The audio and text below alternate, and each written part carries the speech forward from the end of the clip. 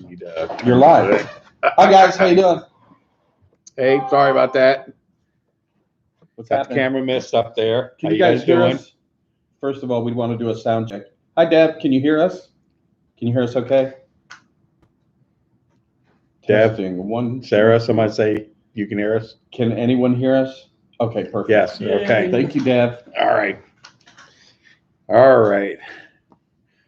Well, kind of want to go over a couple things with you guys before we get into like the meat of what's going on. I want to go over some NADP business real quick. Now, we'll be sending out forms. Most of you have got your forms already, but we'll be sending out some more forms. But before you hit the field, there's like 6 forms that have to be filled out and sent in either to your state rep or your regional director. Okay.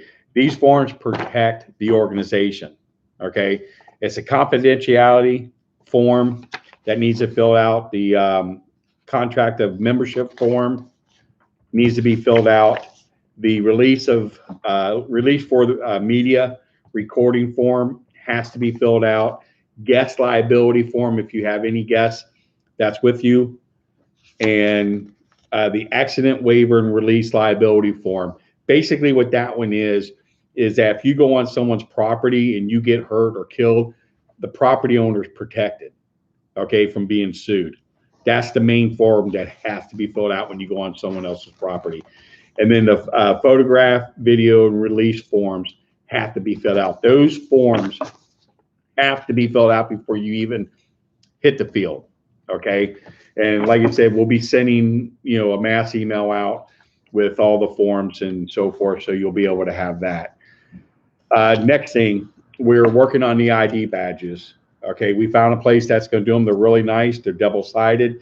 If you're on a special team, you'll get the special team logo on there. If you're a field investigator, you get the field investigator logo put on there. They're really nice. It has your investigator, NADP, the U.S. Canadian flag. If you're from a foreign nation that is part of the NADP, we'll put your country flag on there. So you've got that. So and it kind of gives you an idea what teams and so forth you're on. So that's another thing. Now I've been putting that out in the newsletter that we've been sending out. If you haven't been receiving the newsletter, please make sure that you update your email address with us so we can get that out. The next newsletter will be out sometime next week. I'll put some more information in there about it, about the ID badges, where you can get it.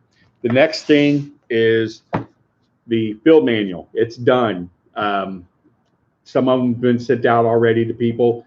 I highly suggest print it out because it looks so much better when it's printed out. It is about 100 and let's see, these are forms here. It's about 163 pages. So if you go to Kinko's or one of these places to go ahead and have it print out, it's going to cost you about $19 to do back and forth. Get some page protectors, get you a binder, and go ahead and get them in there. It looks really good, when it's in the binder. It isn't big print. The reason why I put it in big print was when you're out in the field and it's twilight or something, you need to go and read in your journal or your manual, you're able to be, read what's in there and see what's in there. Like I said, it's really good. Dev, our regional director, one for out there in California, she wrote it up. She's part of MUFON, so she knows what she's doing. Really good manual. And like I said, if you haven't received it, email us, let us know, and we'll get it out there. Is there anything you want to pass on there, Dave? No, well, we're almost, we're approaching 600 researchers and investigators. And again, a lot of the folks that are joining us are either eyewitnesses, or again, we're getting a lot of ex-military, retired military, police officers, the usual. So, that's the the latest. Go to the website. We're still working on trying to figure out how to get the website to get it updated and look as nice as possible and as easy as possible to read. It's nice that we finally got moved to a platform that's more friendly to mobile devices.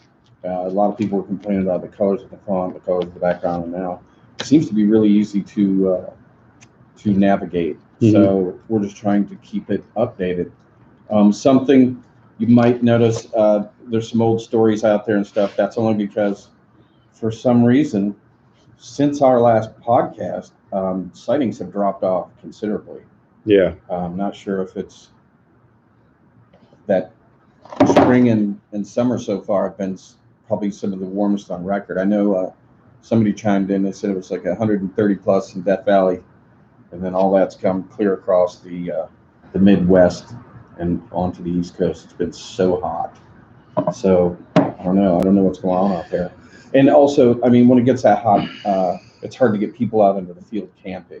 Yeah. And hiking through the woods when it's over 100 degrees or at least 90 in Ohio and super humid. Yeah, safety it's first. Really tough. Safety first. Plus, like we've got, you guys notice, I went to Michigan. There's like killer bacteria in the lakes Mm-hmm. Lyme disease and the is rivers. cropping up again. People are afraid of that. Yeah. And now we've got West Nile all around us. Yep. The mosquitoes are all being tested all around us with West Nile. And we got, we just had bats have rabies all around us now. Now we have to watch out for bats. It's crazy. I don't know. Go ahead. Yeah, no, I was just going to say another thing too. We're going to be opening a store on the website from Teesprees, I think is the name of it. We're going to have some custom-made NADP T-shirts on there. That's going to be really neat. And the field investigators, you're also going to be able to get your T-shirts there, a lot cheaper than what we can get them from going to a silk screener and stuff. Our one, we had ordered some, the place closed, took me forever to get the money back. And then I've got I got like 15 or 20 of them being made now for the people who already paid. But you'll be able to get the T-shirt, and this is what the T-shirt looks like. It has a large logo on the back, and it has the small logo on the front. So you'll be able to get the shirt from them a lot cheaper at any size that you need. Get it in black. I'm going to see about maybe get in some other colors like a gray or something, like that. But some of the custom T-shirts that we're going to have on there is just going to be neat. I created this one for females, okay, and it'll be like on a baby tee, and it's 2 werewolf paws holding the breast, each breast, and it says "Feel safe tonight, sleep with a werewolf." It's really it's really sharp, and there's a couple other custom T-shirts for the guy. I know. Nice. But hey, we can't forget about our female researchers. We aim to be professional and stuff, but we know ladies don't like to exactly go in the field all the time. Yeah, but this is Jen and Dev and Sarah. Yeah, these are shirts you can wear to sleep in. Okay, but it's a neat little novelty T-shirt. But we're going to have a couple other really neat T-shirts there with really nice designs and stuff on different sayings and things like that. So that's going to be really neat. So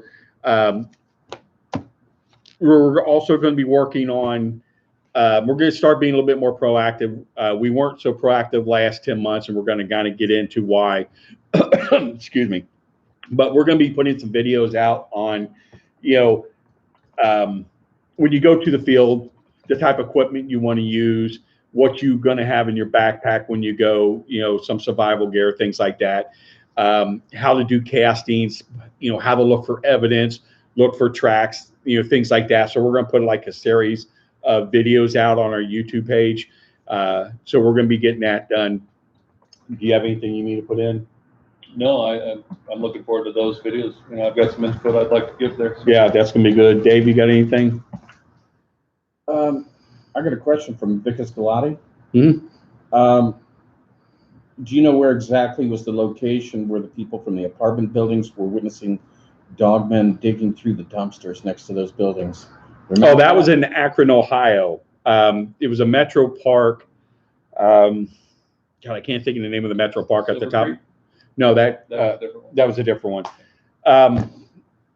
Send us an email on the site, and I'll let you know what metro park it was that was having the sighting, because that's when I investigated and talked to the park ranger there, and actually talked to the ranger station, and they even admitted that there's something in that park, but they're not allowed to talk about it. They don't talk about it because there's a lot of people that does go in that park. We were supposed to go in there and do a 3-day investigation at the time, where they were going to have 2 armed rangers with us, and they were going to close the park down for like 3 days. And 2 days prior to that, they end up, saying no, it's not going to happen. So they left it at that. But like I said, this was a few years ago. I'm still in contact with some of the people up there, trying to get up there, find out if anything new is going on.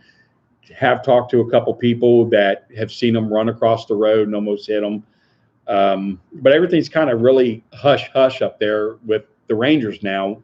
So they know there's something there. So, but email us. I'll let you know which metro park it was that it took place in. If you guys got any more questions, feel free to put them in the chat room, and we'll try to answer them for you. Okay.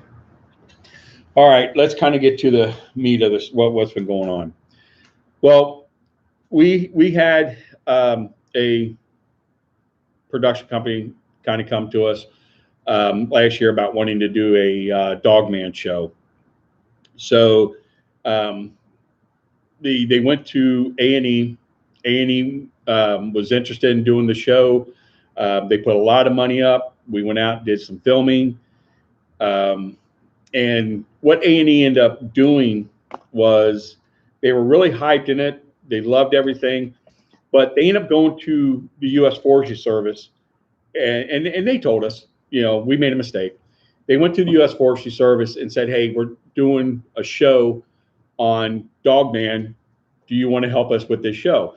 Well, the U.S. Forestry Service apparently got real stupid with them and said these things don't exist. They're not out there. And here's the kicker, okay? A&E didn't tell the U.S. Forestry Service who was the organization they were working with. And the U.S. Forestry Service called us out by name, by saying that we are nothing but a group that's out starting hysteria and scaring people from going to the parks about something that's not there. Well, if A&E didn't say anything to them about who they were, then how would they know it was us? And why would they call us by name? Because they've been monitoring our site prior to what's been going on. So I think they've been possibly reading our emails, our correspondence back. So A&E basically got scared, literally, and said, we're not going to do it. Okay, we're not going to do this. So that kind of fell through with A&E. Well, another network decided, yeah, we want to do this. We think there's something there. So we were working with this other network for 7 or 8 months, and they kept kind of like holding things back a little bit. They were doing some other shows on the subject, of cryptozoology. Can we name the one? What? Because they actually put out a pretty good one-time Dogman, Dogman's show. And so I don't want to give out the name of the network yet because How about the name of the show?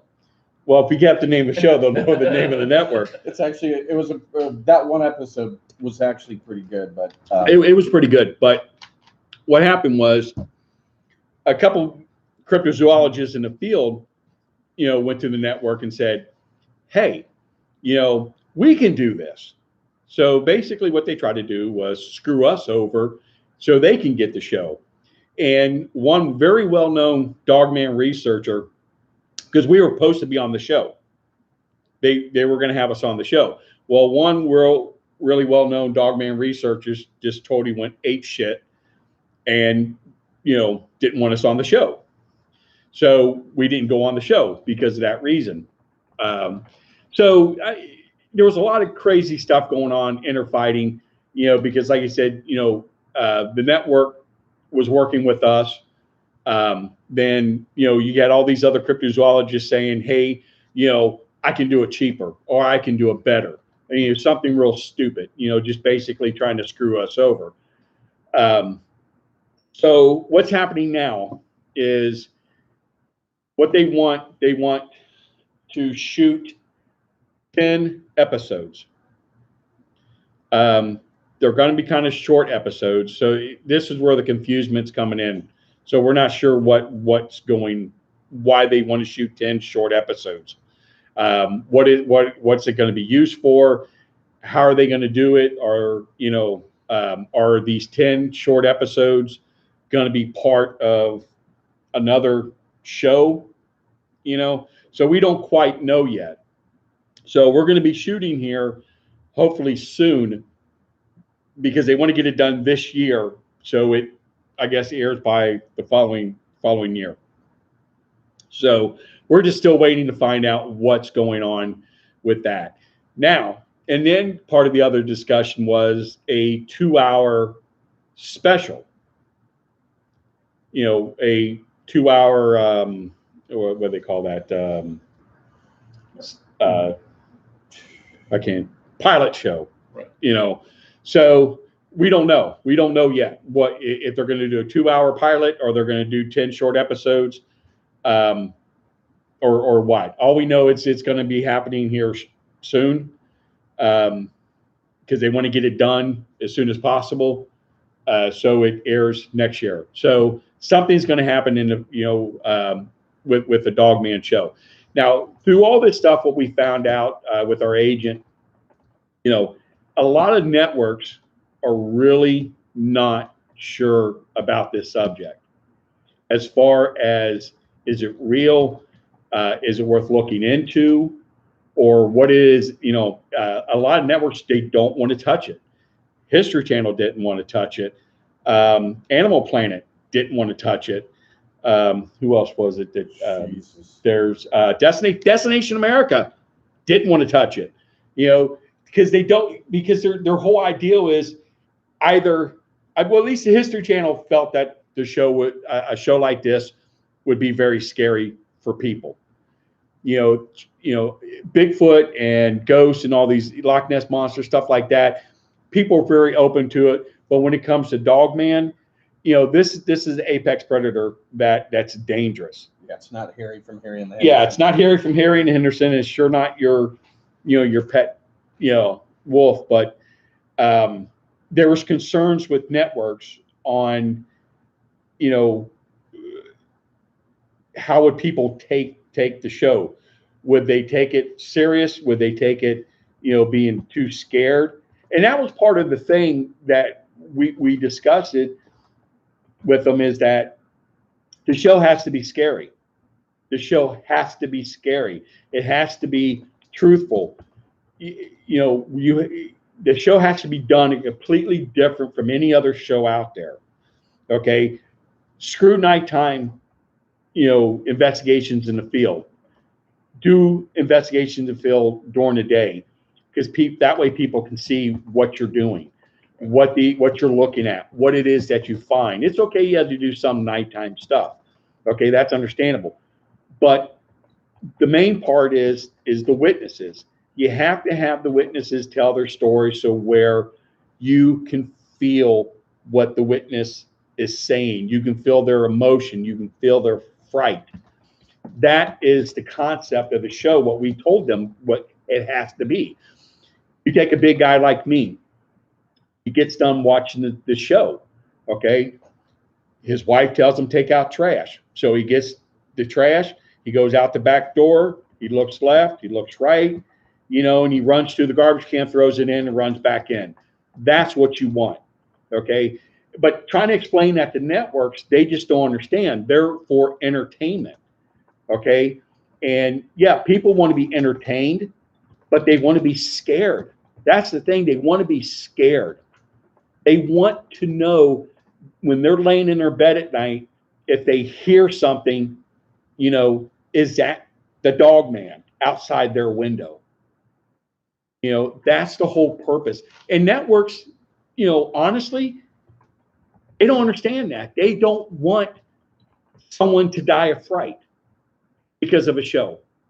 And they've said that. And, you know, no one's going to die of fright. Someone's going to die of fright, you know, watching, you know, Ghost Adventures or Ghost Hunters or something like that before they're going to die of freaking, you know, Dogman. I mean, and what was one of the other ones? They were afraid one of us were going to get killed by this thing. That was my fault. That was Dave's fault, you know. Well, I mean, what do you say when the question was, what do you do in a face-to-face encounter? I mean, what do you do? And tell them exactly what you said. Well, I told him, I said, you know, all the video cameras are going to be running, and I'm just going to back up and try to, you know, determine his agenda. And if it's not good, you're just going to, you know, you're going to have to kiss your ass goodbye, but at least you'll have it on camera. And I did say that. I said, you know, we understand going into the woods, the possibility of being killed by this, it's real. And if it happens, we know that. They pulled a Fred Sanford.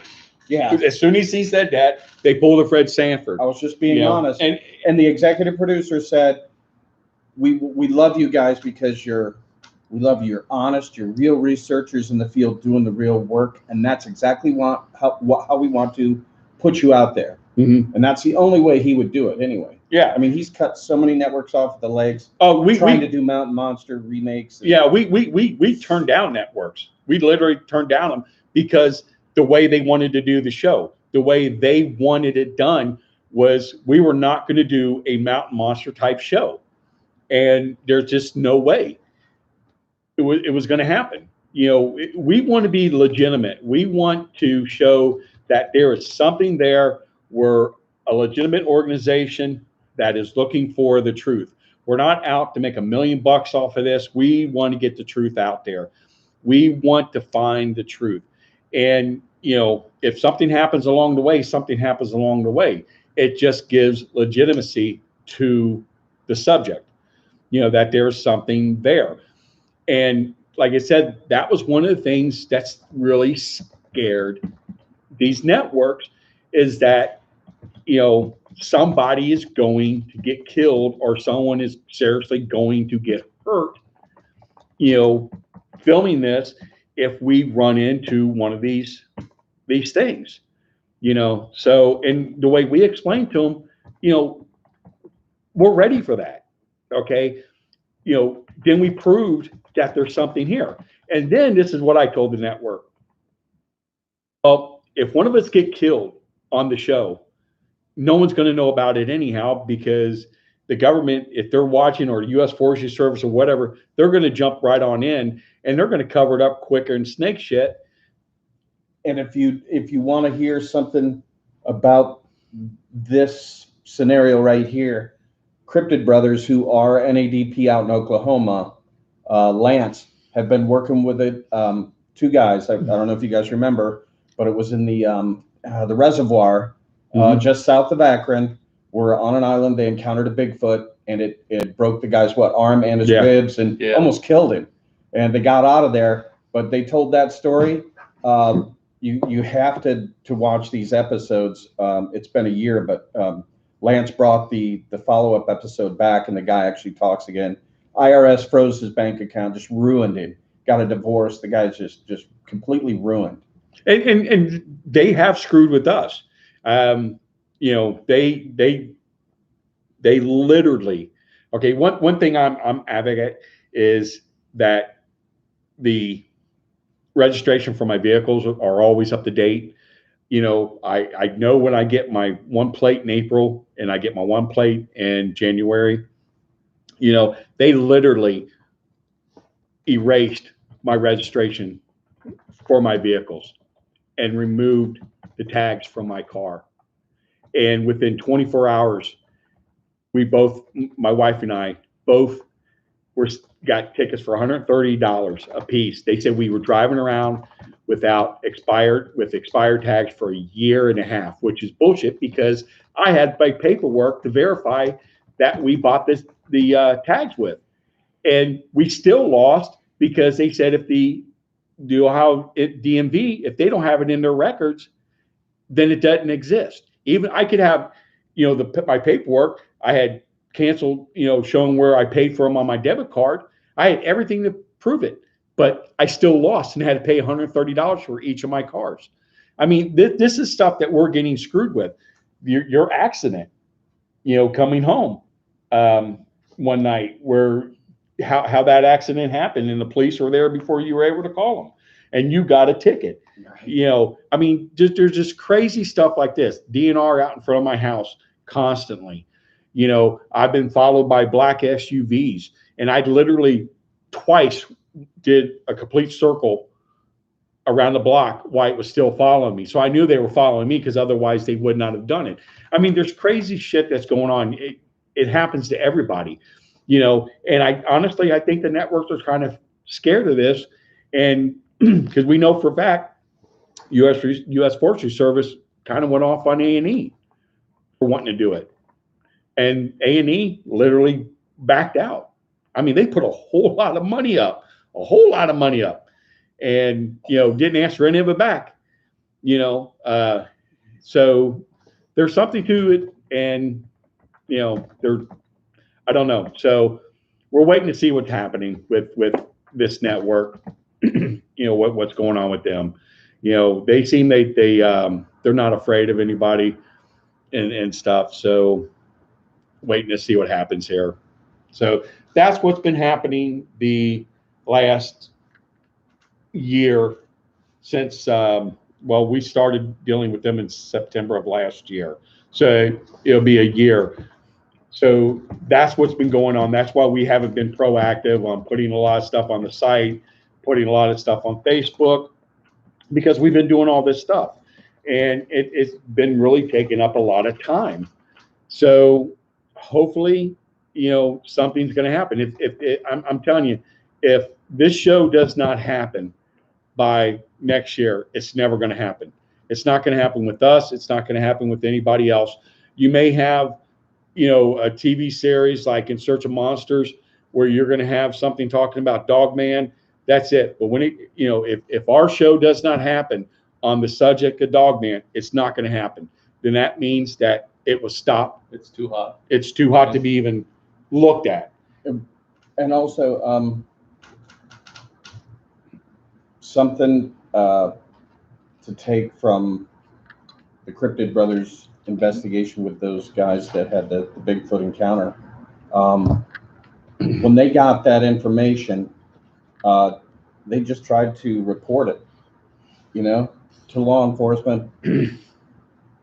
I mean, it's really important how you handle it. If you have real, legitimate footage or a body or something, everything stops right there at that point. Shut all communications down. Don't say shit. Make duplicates. This is what you do. You're going to have to. Yeah. Okay. Go ahead. I didn't mean to cut you off. No, But this is what you do. You find a body. Okay. What I would tell everybody to do, you photograph it from head to toe. No social media. No social media whatsoever. Take hair samples from different parts of the body. Okay. Do not mutilate the body. Okay. Don't cut the head, the arms, the finger, because I'm telling you, you're going to go to jail quicker for mutilating a dead corpse of an animal before you are a human being. Okay. And then another thing where they get you, don't move the body. Okay. Because you have to understand something. The United States as a whole, either the land belongs to the federal government, the state government, county government, or city. Okay. You might own a farm that's got 67 acres, but let me tell you something, you don't own it. Yeah, you're paying property tax on it. It's only yours if you pay those taxes. It's really, we get down to the nitty gritty, it's not yours. It's not yours. You own the foundation that your house sits on. That's it. Okay. So you remove that.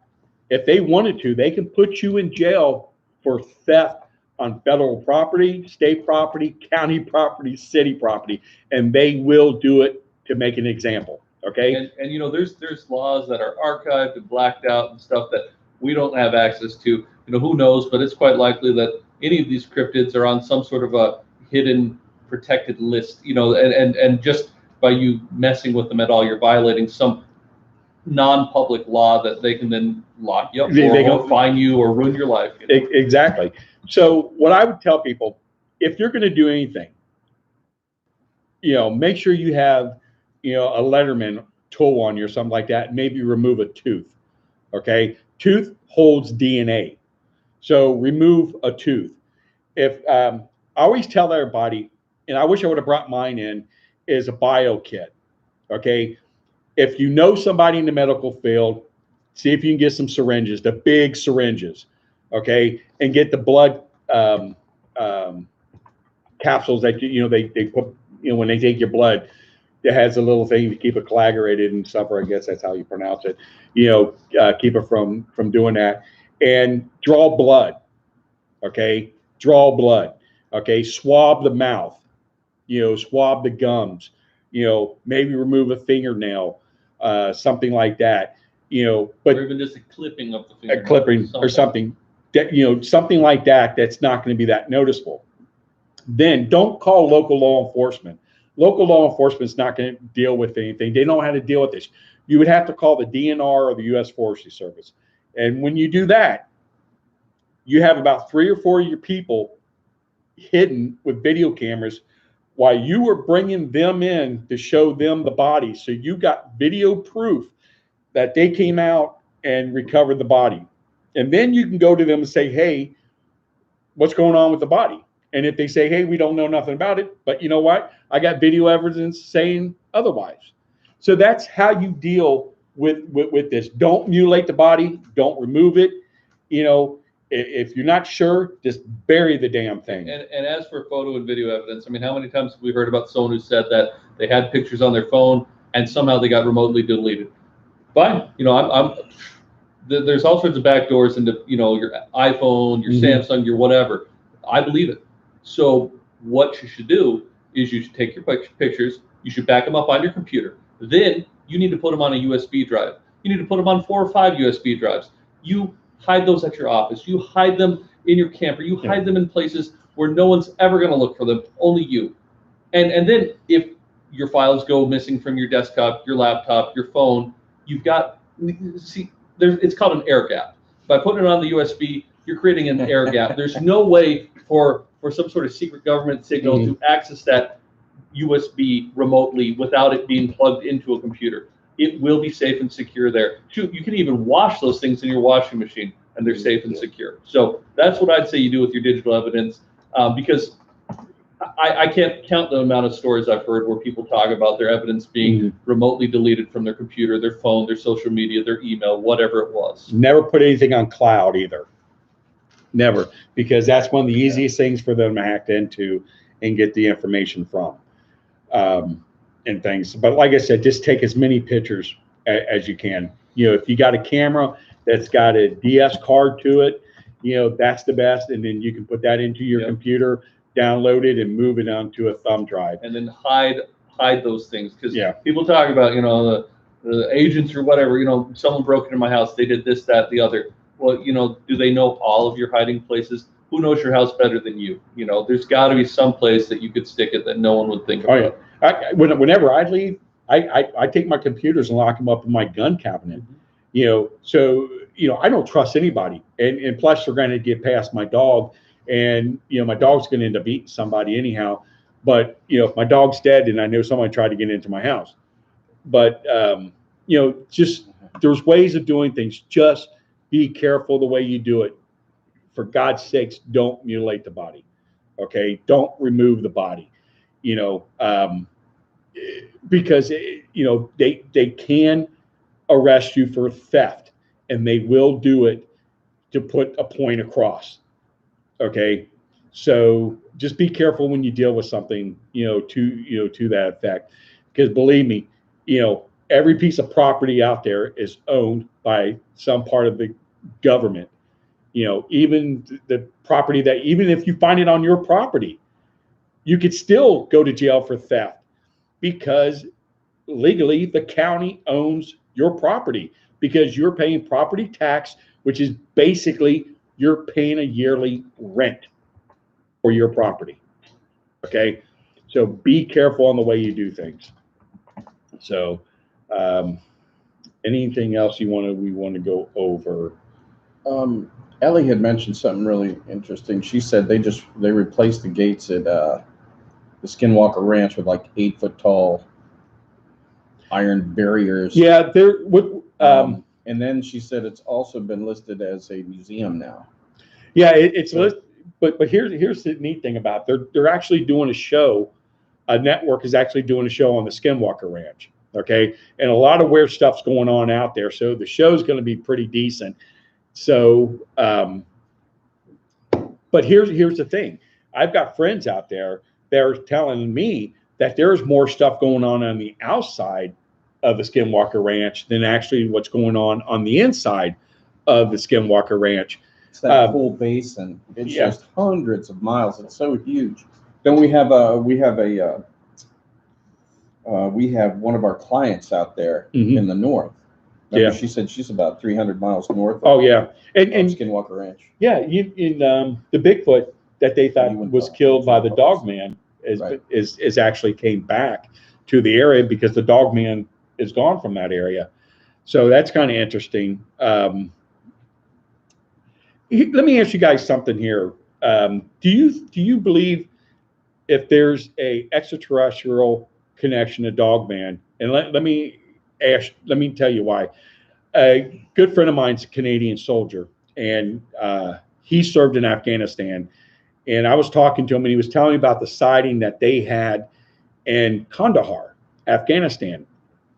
And they were basically sitting in like a small ravine in a defensive position.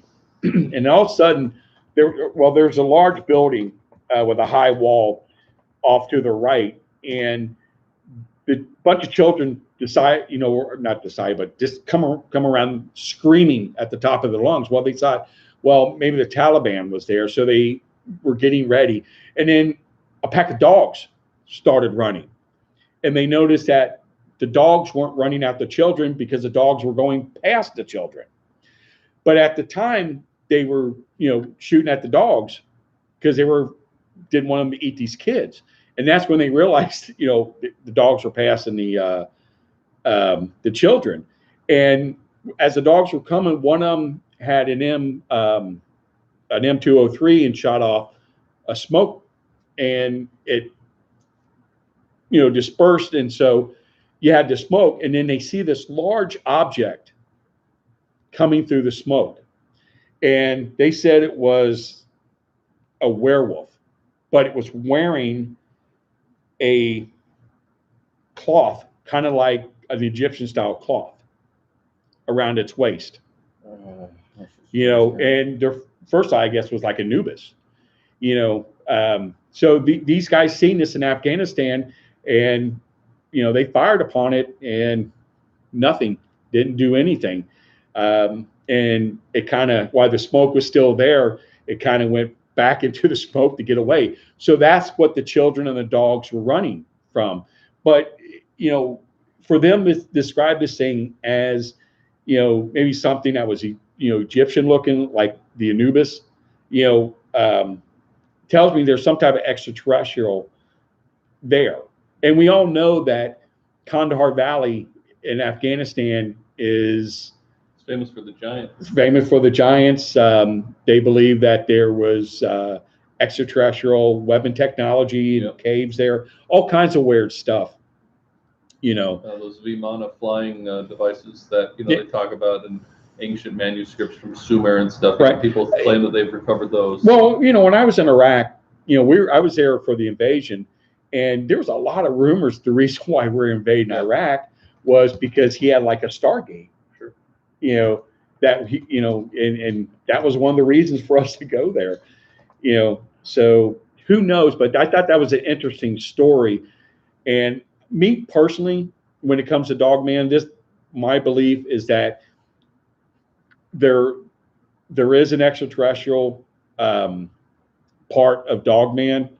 I think the Dogman that's here are maybe descendants or left behind, or even from mating with wolves.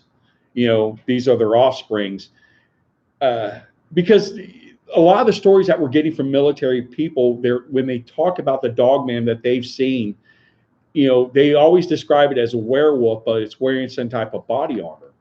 Weapons. Yeah, and so, some type of weaponry. And what I think was kind of interesting, if you look at George Lucas's Star Wars, okay, now this is a guy that was able to look at stuff from NASA, from his friends there, that no one else has ever seen. And you have a bar scene in Star Wars, and it has a werewolf in there, werewolf alien. And when you look at the original drawings for the characters in some of the books that came out in 1970s and the early 80s about Star Wars, it shows a werewolf in there wearing body armor, which I thought was really interesting. So did he see that from something? And then I ended up getting in contact with a guy who was a high-ranking officer with the U.S. Air Force, and he was telling me that these dogmen are a species of alien that we recently got in contact with in the 1970s, and we haven't had a whole lot of contact with them. It's been limited, but we've had some in captivity. But they basically come here to hunt. They don't come here to hunt humans, but they come here to, hunt game and stuff that they know of. But human activity, things have happened to humans. So I don't know. I mean, it's hard saying. Maybe is that why, the government is so asinine about the subject, because these could be extraterrestrials. Yeah, might result in disclosure if they actually had to fess up about them. Yeah, I mean, they've been afraid of that forever. Yeah, I mean, and if they are an extraterrestrial species, are they more violent than the reptilians? Well, I mean, it sounds like they may even, if supposing this is all correct, it sounds like they may even have like ROE, rules of engagement when they're here on vacation, on Earth, and just like occasionally you hear stories about bad apples in the U.S. military. Maybe there's the occasional bad apple among the Dogman who goes rogue, Right. I mean, you look at Dogman and Bigfoot, as a whole. Let's say, I mean, you look at humanity. Humans, you have good humans, you have bad humans, and you have some that just aren't right.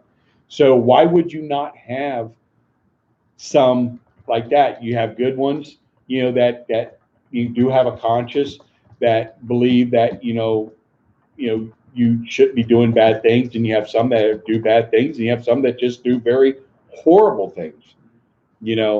So who knows? I mean, it's fascinating, just to go over some of this, and for the show. And this is something too.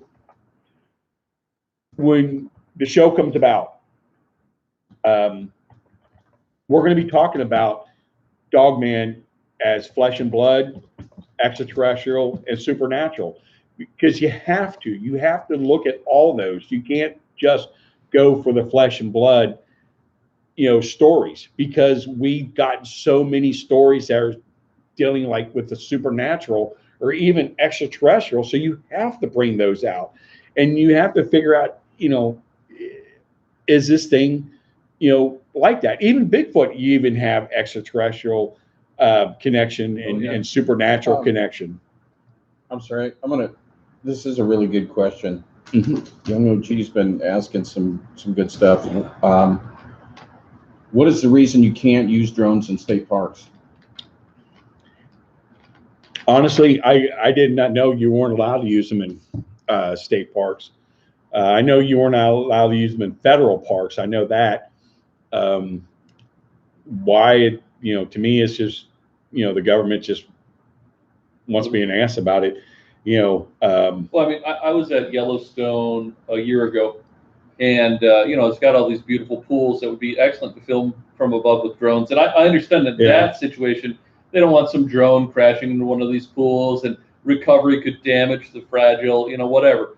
But in your bog standard, boring, forested, mountainous, state park, what does it matter if there's a drone that gets lost in the trees occasionally? I don't know, but maybe there's something there they don't want you to see. And two, I mean, believe it or not, you know, a lot of weed growers grow their weed in state and county and federal parks, Yeah. you know, and it gets blended in there. And maybe if, you know, you put a drone in there, maybe they're thinking that that's what you're looking for.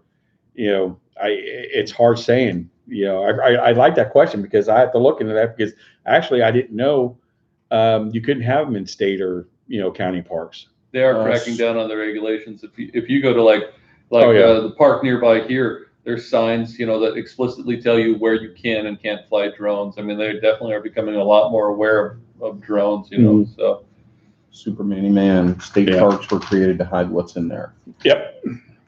Well, you look at LBL, you know, why was LBL? I mean, why would they kick all these people out of LBL?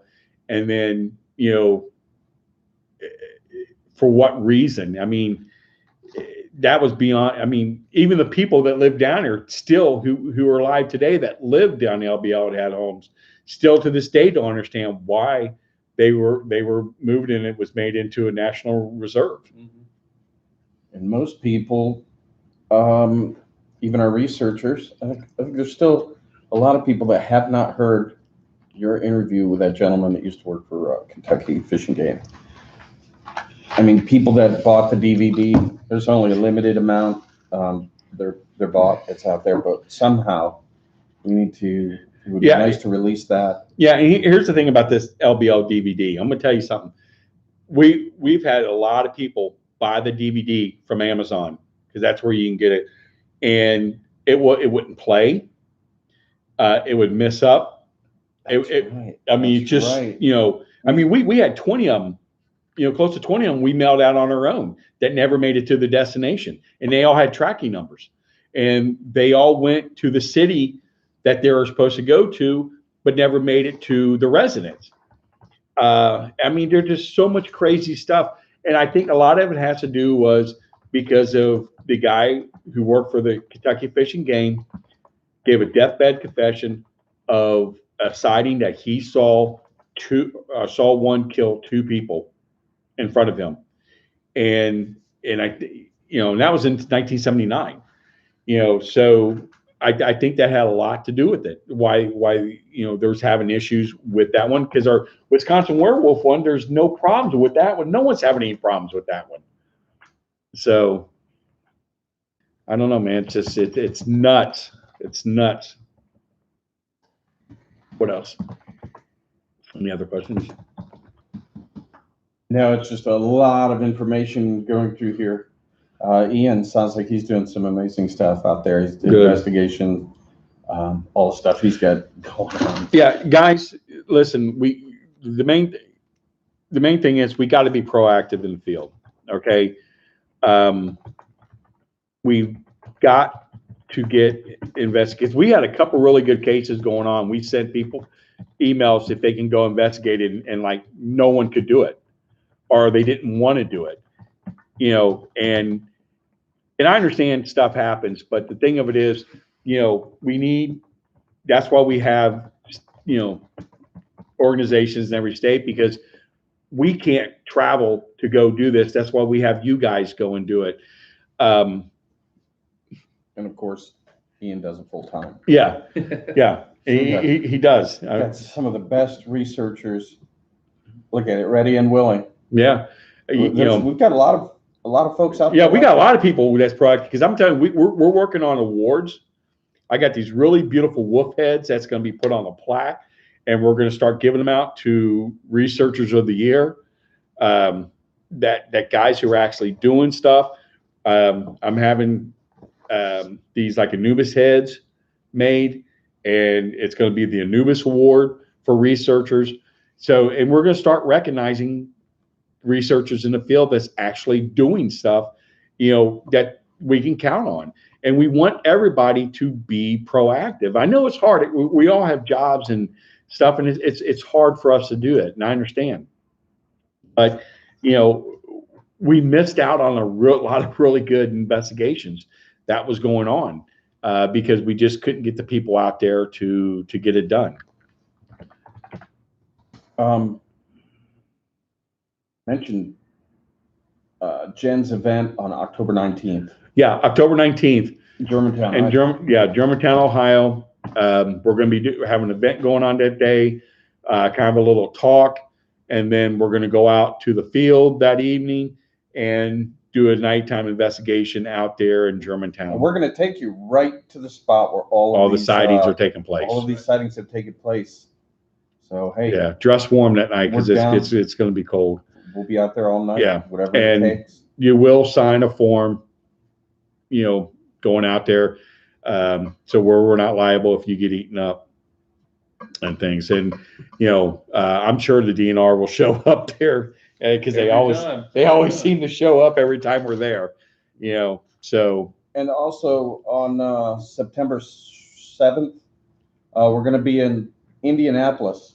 Do you know what the venue is? Oh, it's the Factor. It's the Factor Fiction. Factor Fiction Fest. Fest. That's going to be at Horror Hound. Now, is Giorgio going to be with us? Well, Giorgio from he'll be with.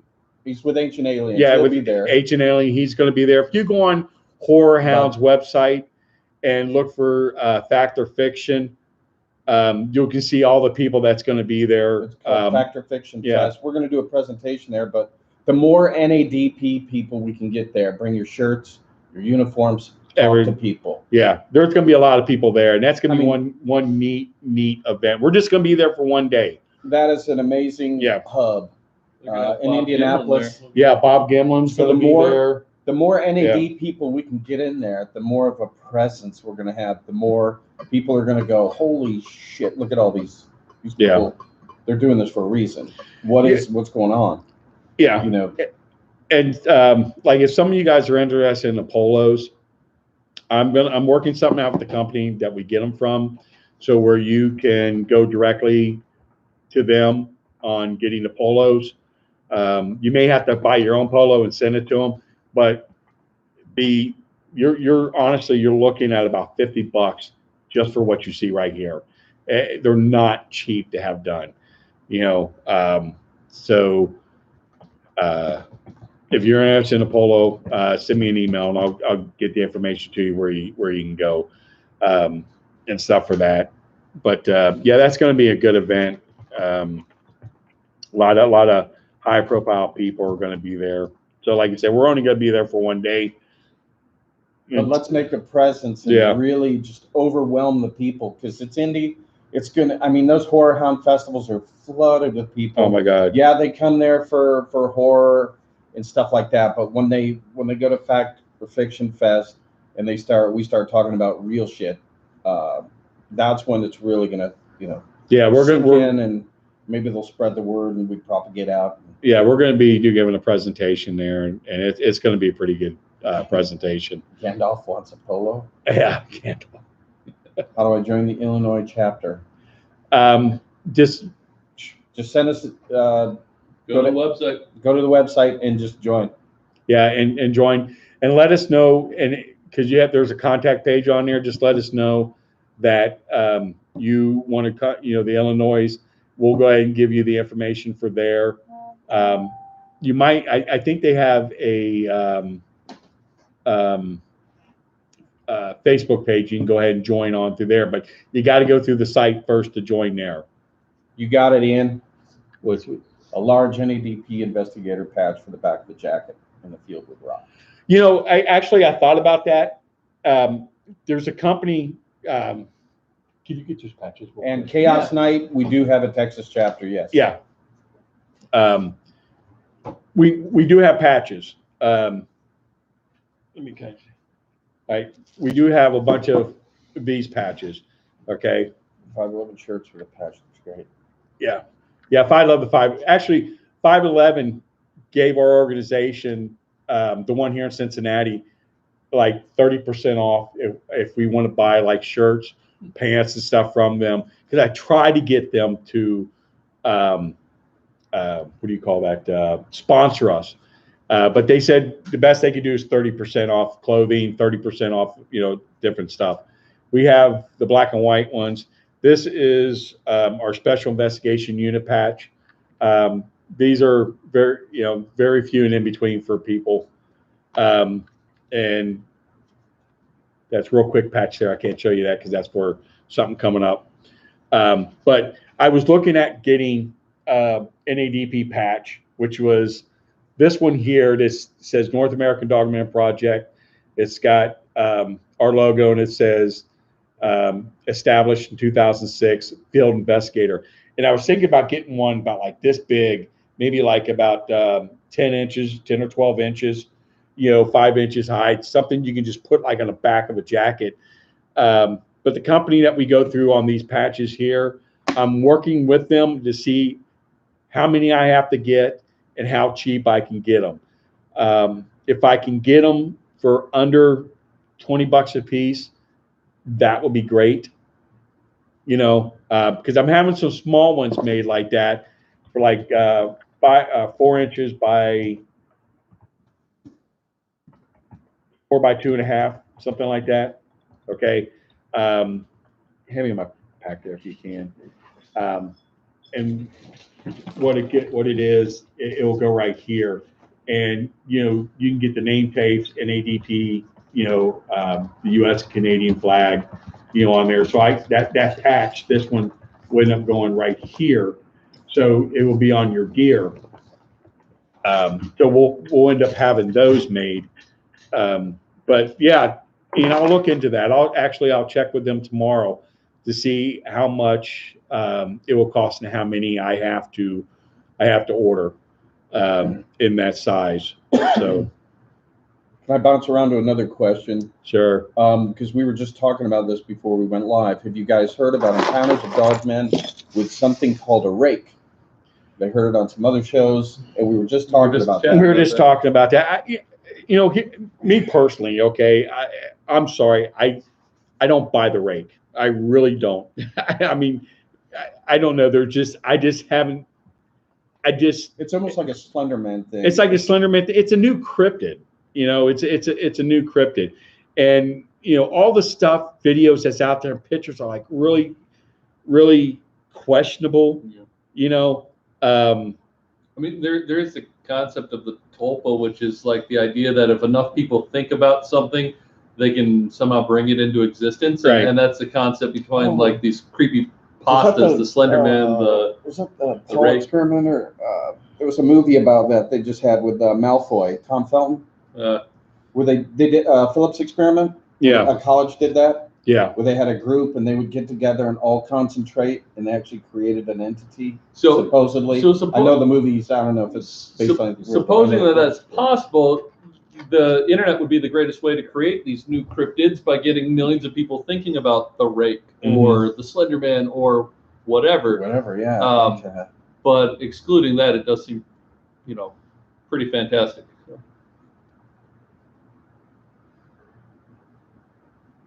Now, there's a lot of questions, a lot of stuff going on here. Just the Wendigo and the rake look a lot alike. Wendigos are the real deal. Yeah, there's something about the Wendigo. Yeah.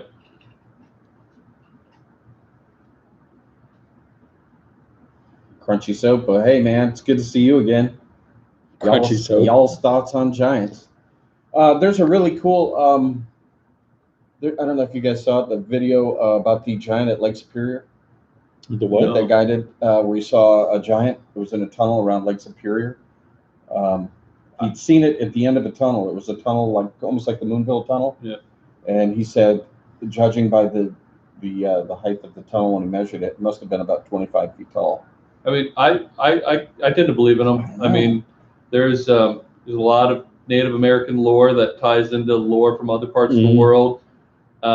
Just here in Ohio, I mean, in the Ohio River Valley here, the tribes that were native to this side in Ohio and in Kentucky on the other side, they have legends about fighting, wars with these red-haired 8, 9, 10 foot tall giants. And so, I mean, I'm more than willing to believe in them. The Kandahar giant too, the one that lived in the cave. That they said it had. Right, and I mean, there's all sorts of stories from out west, in drier climates where bodies will actually mummify of settlers and pioneers finding 9 foot tall red-haired giants in caves and stuff like that. So I really don't find it too far-fetched to believe in the giants by any And means. also, Dev says the giants are mentioned in the Bible. Yeah, there's that too. And well, when we got deployed to the Middle East, we ended up going to Kuwait, and we were at a base that was about 8 miles off the Iraqi border, and it was where everybody was forming to go, ready for the invasion. But we had to go get our equipment in Kuwait City. And what was so interesting down there, at the day we were down there getting our equipment and our vehicles, there was a sighting of a sea serpent in Kuwait City, and the people there, they feed it, they know about it, everybody has seen it. It's some type of large sea serpent that is like a novelty to the people of Kuwait City. And some of the guys who were in our unit that was down there getting the vehicles actually seen it and described it as like a plesiosaurus, but very large. And but I didn't get to see it. But I mean, it happened the day we were down there, and I thought that was really interesting. So everybody has these little creatures, that they believe in, and part of folklore and things like that. So why couldn't giants be something like that? Because they through the Middle East. I mean, that's a big thing. Where they talk about giants.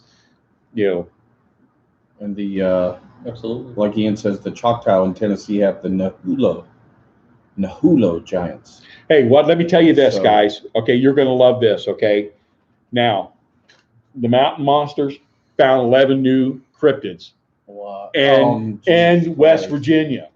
Okay, so 11 new ones Can someone please just shoot Buck and get it over with? and stuff. I can't believe Travel Is it Channel Buck? picked that show up. I can't believe Travel Channel is doing mountain monsters. You know what they should do? Combine it with Duck Dynasty and get them all back together. Mm-hmm. Yeah. The Dynasty, dynasty, the Mountain Monster Dynasty. Yeah, it blows my mind that people are that wrapped up in a show. Put it this way. What hoaxers and bullshit artists. I'm sorry. We went and sat up at the Mothman Festival.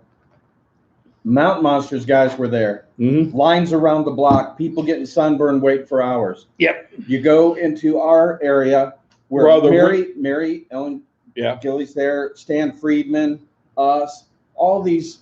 Oh my God, Ken Gerhardt was there. All these people, Lyle Blackburn, and people that have seen real cryptids and aliens that have had their hands in all this stuff for decades. There's nobody around us. Ken Gerhardt said occasionally. It's really mind-blowing when you're at an event and they spend 6 hours to see mountain monsters, but they walk by your booth, a legitimate researcher. It was weird to experience that firsthand. Oh my God, it was. I mean, they were across from us at Scarefest, and the people was just lined up, and we're sitting there laughing. But all the big stars came over to us, and get pictures with Wolfie, which was really interesting, But oh God, it hurts my head. It does. They even think that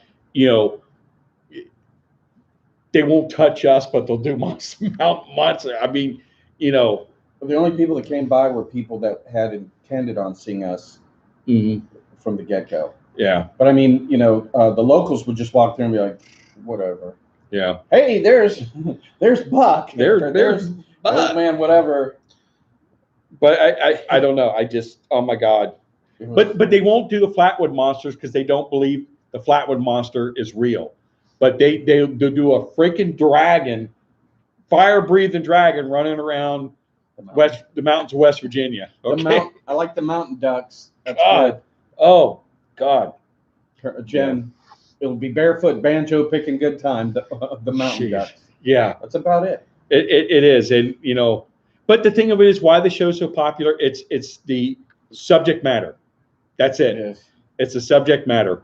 I've actually met people, as God is my witness, strike me down dead, that actually believe that show is real. So there's people We believe pull out those real. shotguns and start firing into the there's woods people believe blindly. professional wrestling's So- real too, Right, yeah. I mean, but I mean, Yeah. seriously, can you sit there and see the travel channel's legal department saying, hey, yeah, that's cool. Let these guys go out with live ammunition, just shoot in the middle of the dark at, in the woods. Yeah. Hey. Hopefully it's blanks. Yeah. Yeah. It's got to be blanks, because no legal department's going to let them, let them do that. Good God, so. All right. Anything else, guys? You think we need to go over? Ian, I got your email, and I'm trying to think here. I just for researchers and investigators, I know Ian and the likes, most of the people out here in this chat room right now are the people that are active. They're in the field. They're trying to do stuff. They're interviewing people. They keep digging and digging, both online and Nick, I got yours. in the locations like we've been doing. Keep doing it, and we're trying to get more people involved with doing that. It really comes down to our regional directors, our state reps. I mean, we've been getting a lot of new investigators, and they're active. They are begging to get in the woods as soon as possible. Bobby got yours. And so we're trying to get them in contact with the regional directors, state reps, get teams set up, get things moving in the field, and just report to us. Let us know if you need anything, if you have any ideas, you want to bounce anything off us, anything. Just let's network and, report, write everything down, document everything. If you have any questions, let us know. It's the only way we're ever going to uncover this mystery. And if we do it together and we're in a mass networked community, there's no stopping it. I mean, when the truth comes out, it'll come out. The thing of it is, we're starting a new organization called the International Dogman Researchers Association, and basically what that is all the researchers in the dogman field, not just within NADP, but other groups that are out there and other Facebook page dogman groups, so we all can work together as a common goal to find the truth and have a discussion on what it could be. The show the Bigfoot field, the paranormal field, and all that stuff, that we are we're united in what we're doing to cut out some of the crazy game stuff. But we'll be putting the Facebook page up there shortly, about that. So we'll get that posted. Yeah, kind of a 40 and just anything weird and outside of the normal. Do you know Isaac Wolsink?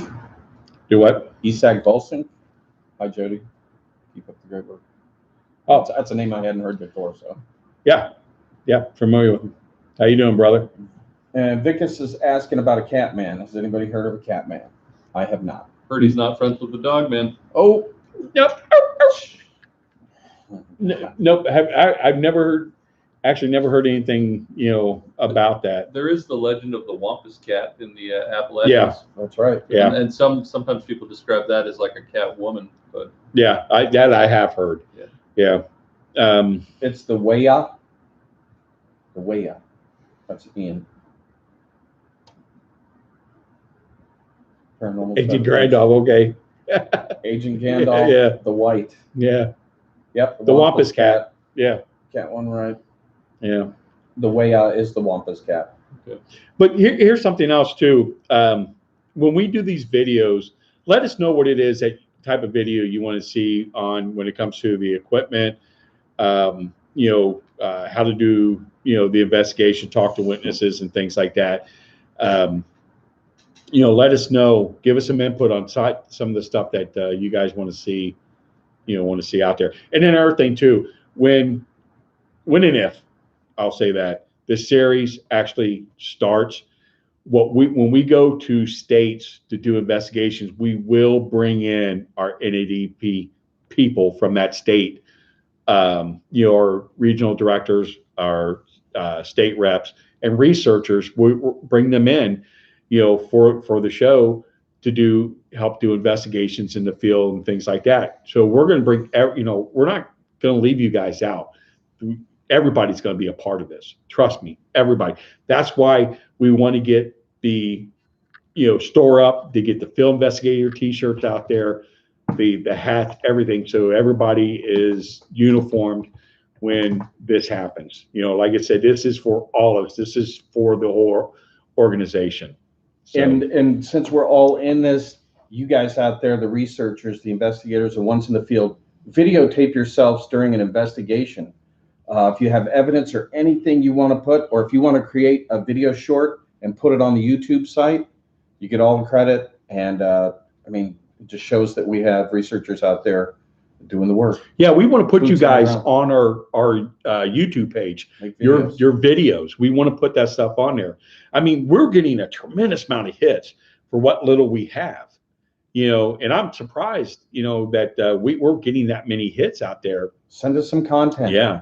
Send us something to put out there. And like I said, we apologize for the last year not being proactive like we tell you guys to be, because we are active, but there's no leads, there's no reports coming in. Things are dead. It's stuff that's dated, it's older, that we can research, and it's nothing critical, but we're not having any immediate sightings. Isaac, Amsterdam, good place, buddy.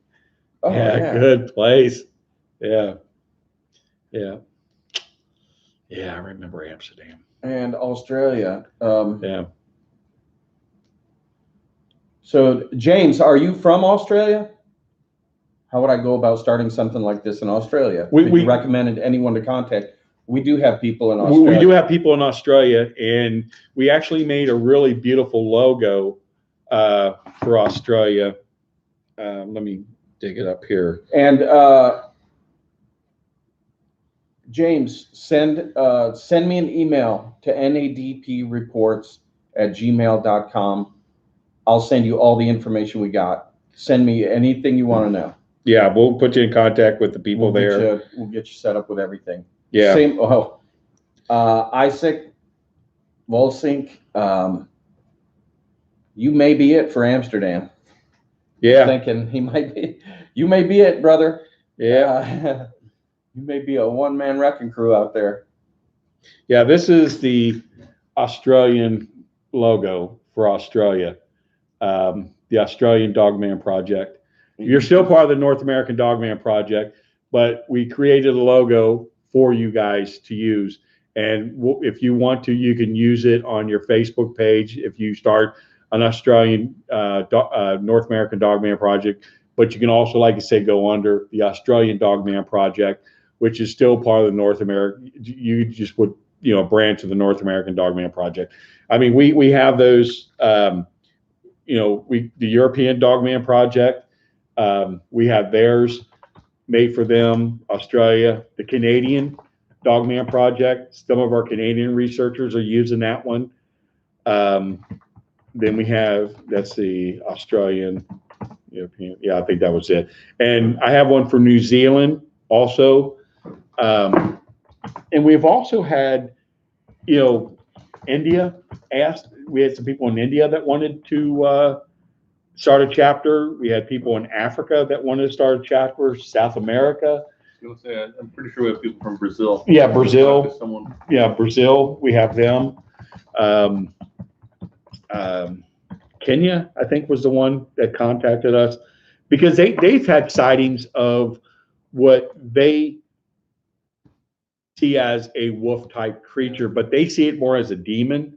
Well, I remember about 15 years ago, I was checking the news online, and there was some mysterious creature, I believe it was in Kenya, that was actually killing people, cracking their skulls open, Mm-hmm. and So anyway, they have their own cryptids there, and hyena and hyena man and stuff like that. That's very similar. Yeah, and that's I think that's more like the hyena man. Yeah. But actually, they have Bigfoot sightings in Africa, and they call it X, which I thought was really interesting because they know what a gorilla looks like, they know what a chimpanzee looks like, but this is a gorilla type creature that walks on two legs.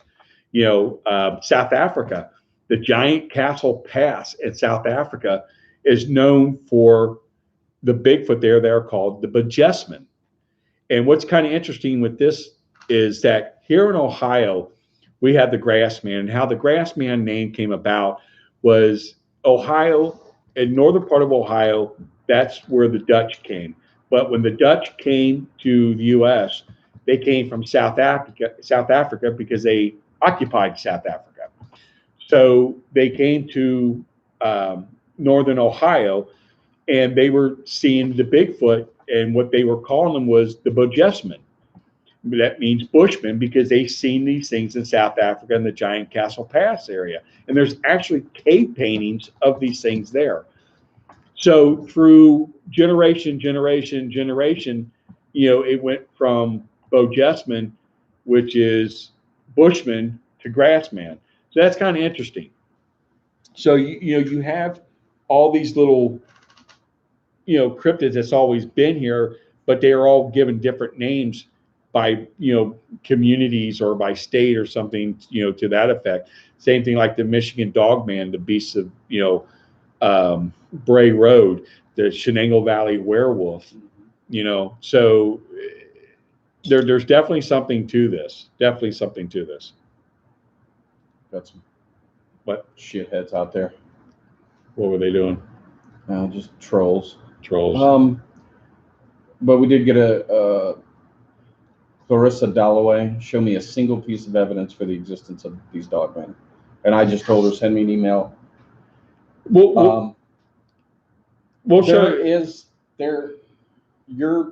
You're right. There is no 100% proof that these exist. We need a body. Yeah. When it comes down to it, we need a body. Some scientists to say, "Hey, this thing's real." But there again, okay, a body still doesn't prove anything. All right, science does not want to be wrong. Science does not want to be rewritten. They will classify it as something other than what it is, so they're not proven to be wrong. Okay, they're not going to say, "Hey, this is a dogman. This is an upright canine species." They're going to say this is some type of freak of nature or something to that effect. Science is one-minded, and they're supposed to be open-minded, and they're not open-minded. They're one-minded. It's either resistant to change. Yeah, they're way resistant to change. My mode of thought on it is there are hundreds, if not thousands, of eyewitness accounts out there, and all it takes is for one of those to be true. Yeah. I have enough faith in humanity to think that there's at least a few of those that are actually factual, genuine, and honest accounts, and I'm willing to believe them. So I've never seen one myself, but like I said before, the interview that Jody had in Kentucky with the gentleman that worked for the Kentucky Fish and Game, stage 4 cancer, on his deathbed, and he called us and wanted to talk to Jody, and he got to do that. 3 weeks after that interview, he died. He was dead. He died. Yeah. It was a deathbed confession. And he waited this long to tell anybody. He was in fear for his life. He was in fear for his family life. And I asked him in the interview, why didn't you contact the police on what you saw? And he goes, he goes, everybody at LBL in 1979 knew there was something there. And we all knew we had to keep our mouth shut about it. Okay. So either I would have come up dead or someone in my family would have came up dead. And he goes, I had to live with the fact that I saw someone or two people get killed and their families have no idea what the hell's going on, what happened to them. And he said, I had to live with that. And he felt by telling us it was more or less a confession so he can make sure he can go to heaven type thing. I mean, he was fair. He wasn't going to walk through the gates because he knew this information, and he didn't say anything. But I can understand his point. You know, they wanted it quiet. I mean, the site, we've been to the exact site where it happened. And it's, I mean, they put the big barrier up there where the road is, where you can't go back there. You know, they basically just put like a hill there. You know, so you had to go climb up this man-made hill to get to there, to the actual site where it, you know, it actually happened at.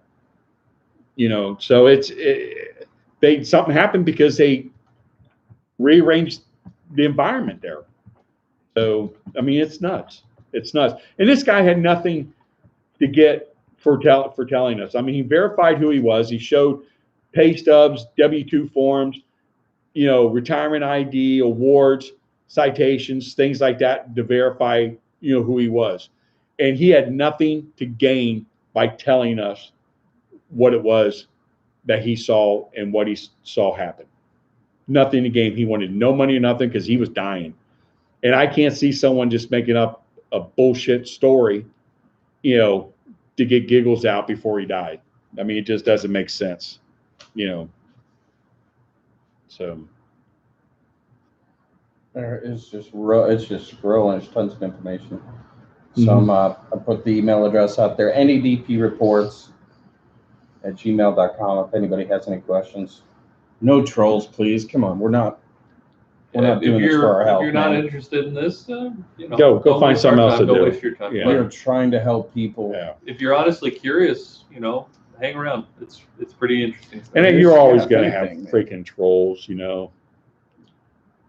So Shatan says Michigan is actually having nice weather, cooler temps. Hopefully more sightings. Keep us in the loop, girl. Okay. Yeah, there's Super Mini Man. In order to understand what's going on today, we have to look into the past, which he's right. Yeah. It depends on how far back you want to go, you know. Oh my God. There's stories about the Sumerian gods, you know, the Anunnaki mixing human DNA or even Anunnaki DNA with animals, and you can go back that far if you want to and try and explain it that way. And see, that's what this other show that was while we were in the queue, this other show that went into all that, and I thought that's what I liked about it. It did go through the history of all that. And it's so incredible. It was really good. But that's where, you as know, a one-shot episode, that was great. They try to explain the Sphinx, the Griffins, you know, the Manticore, the Minotaur, all these things as being the results and the remnants, the leftovers of that. I'm not saying that's how it is, but it is one explanation. And if you want to go back, you know, 100,000 years, you can go back that far. Which that episode was brilliant. Mm-hmm. That's like a really good cornerstone episode, but that's not what we're doing. What we're doing, as far as the show goes, live researchers in the field doing it now. We're interviews, we're checking all the evidence in the field, actually looking, you know, in spots where they've been seen and trying to find evidence. Mm-hmm. And who knows when we're out there. That's what I hope for. I hope that we're out in the woods, out in the middle of nowhere with a camera crew, and we have contact. That way, everybody. I put this in the first newsletter.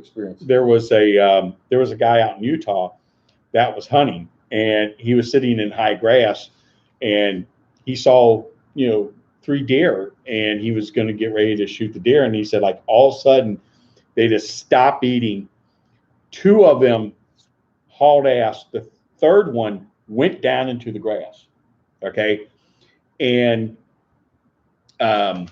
he said this what he thought was a moose coming out of the woods on all 4s ended up being a dogman, because it ended up standing on 2 legs and it was walking around the grass sniffing. And what's so interesting about this, he's looking at it in his scope, and he noticed that this thing was battle worn. It had scars. It was missing an eye. It had a scar going down the eye. The part of the lip was bitten off, and you saw the tooth, and it had a human bite mark on its chest here. And what would create a human bite mark? Not a human, No, it's but a Sasquatch. So he thought this thing may have gotten into a fight with a Bigfoot, and the Bigfoot bit it. And we got the artist drawing. Let me see if I can find it here.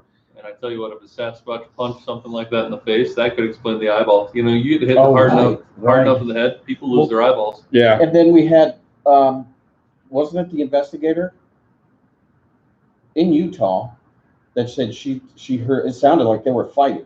Yeah, they knew they had a Bigfoot in the area. Everybody saw the Bigfoot. The Bigfoot never bothered livestock, never bothered the people, and it would scream at night, so they knew what the voice was. And then they started getting these Dogman sightings, and livestock start coming up dead and things like that. And then one night they heard it fighting, and they knew the one was the Bigfoot, but the other one, they weren't sure what it was. And the Bigfoot was never seen again. And now that particular area, the Dogman has recently just left, and he said the Bigfoot is actually came back to the area. So at least it wasn't killed, but it moved it the hell out, of that area. But if you guys are interested in that picture, I think it's on our Facebook page, the North American Dogman Facebook page. You can see it in there. Or just send us an email and I'll send you a picture. I know I've got it here somewhere. It's interesting that he thought it was a moose. People who live in areas that have moose understand just how big they are. When you see those things in the field, I mean, you feel like you're on a different planet. They're just that massive. Yeah, he said this thing was massive. That's why he said his first glance was that it was a moose because of the size. Yeah. And they also move different than a deer. They move different than almost, I mean, they just have an odd gait, Oh, yeah. And real quick, if you're going to send a picture to us that you find on an investigation, make sure that it's your picture, not one of ours. Yeah, we did. Okay, someone sent a picture. Yeah, here's a print that was found. Well, it was ours because I was the one that took the picture. So I thought that was kind of funny. Meats 15, you bring up a good point. The scary part of Dogman is that they have been spotted in cities like Chicago and New York. They're not just in the woods. You're right. No, they're Germantown. Saturday afternoon, a bunch of women were sitting in the beauty parlor getting their hair done, and one walked up and looked into the window, and they thought it was a cute dog, and they go to look at it, and they realized it wasn't a dog standing up, looking in the window. It walked off. They've been seen in the city limits of Cincinnati too. Germantown's a fairly small little village, but Cincinnati's a pretty decent sized city. Yeah, I was actually walking my dog over to the park, and I found a print. They got this really big wooded area with a trail, and I found a really big canine print, and the pad was huge. And my dog's like about 140 pound German Shepherd. He's 4 years old, huge. And I have a cast of his print, that I use for size. And this print was double the size of my dog. And like I said, the pad was just freaking huge. And I do have a picture of that one. I don't have a picture of the one in my phone. Email me and I'll send you the picture of the artist rendition. It was really done. Sibylla. I can't think of her last name. Please forgive me. She's the one that did a picture. She's a beautiful cryptid artist. That's my dog, and that's the print that I found. Yeah, so you've got a big dog. That's huge. So kind of give you an idea. That's my dog, 140 pound Shepherd. Then I found this right here. Could it be a dog? Sure. Could it be a wolf? Sure. But we don't really. We don't know. It's just the pad was what got me was the pad was just so large, on this, and things. And it's a heavily wooded area, and the kind of odd thing, like my dog, when he went to snip it, he kind of like jumped back from it, which was kind of odd. I didn't smell anything, on the track, but German Shepherds can, they can smell things that we can't, I guess. Yeah, I'm sorry, guys. I really thought I had that picture. I truly did. Uh,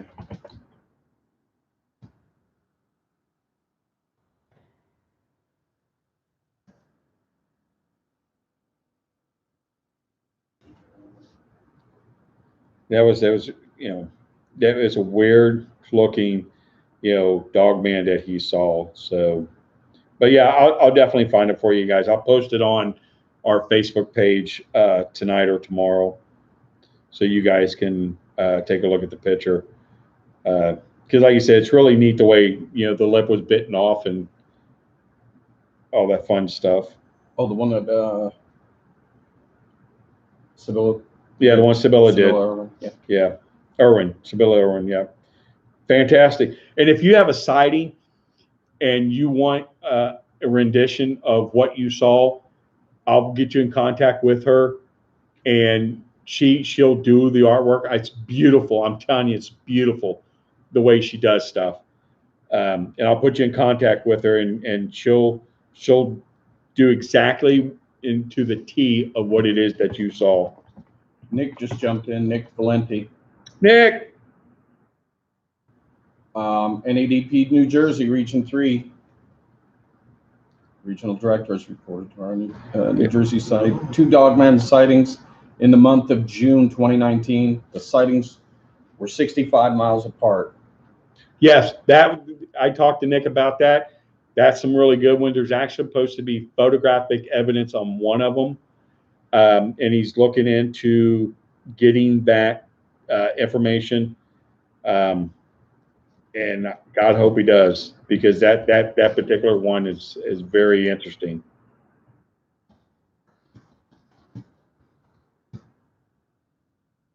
And if I know we have people in here from everywhere, if you ever are traveling through and you want to stop by and you want to run into Germantown, just let us know in advance. We'll schedule the time. We'll take you to a couple places there, because we've had some interesting things happen to us while we were hiking out there at night in the Metro Park in Germantown and the surrounding areas. So hit us up. And it's not just there. I mean, that's just Germantown. This one particular area where a lot of sightings took place, when we were there back in September, there was a deer head that was put on a post. Right. Okay. As of last month, it's still there, but it's bone now. And it was like, it was put there as, I guess, as a warning. And it was put there in a way that a person probably wouldn't put it. You know, at least me, if I were putting a head on something as a warning, I'd have it kind of upright in its proper orientation. This thing was like, muzzle up, you know, it's a very odd way to do it. Yeah. And it was, what was very interesting about it was, you know, it's been there. No one has touched it. You know, the DNR never. Coyotes. Yeah, no coyote. The DNR didn't even move it. I mean, that's what's so weird. You know. You know what's interesting about Germantown too? It's not that far from Wright Pat, you know, Air Force Base. And, you know, everyone's talking about Area 51 these days. Wright Pat, for those who know, it's pretty supernatural. You know, they get some interesting stuff according to at least local legend. So hopefully, let's see if I can. Jason, I live in Northeast Louisiana, very rural area. About 2 years ago, me and 3 female friends were on the front porch. I don't know if you guys heard an unusual loud scream like a woman being murdered. That's the head. That's the deer head. That's what's posted on there. And this was, like I said, back in September of last year.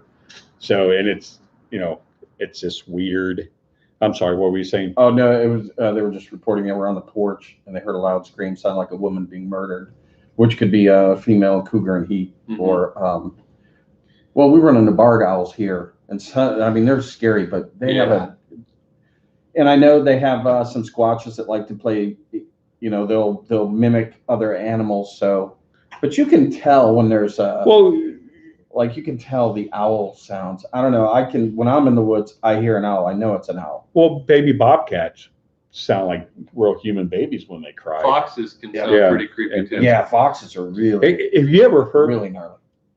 But if I was in the We're not discounting you though. We're just tossing ideas out there. I was in the presence of a Sasquatch that was grunting at us, or we thought it was pounding its chest, but I think it was grunting, like that. And when you're in the presence of an animal that's so huge that the cavity of the chest is making a sound that no other animal can make. I've been 3 feet from a male lion before when it growled, and I could feel it through the ground also. So I have that to kind of, to meter off of. But whatever made the sound was I'm guessing about 40 yards, maybe 50 yards away, and we could feel it through the ground. And you could that freezes you right there. So I can't imagine, when you're in the presence of something like that.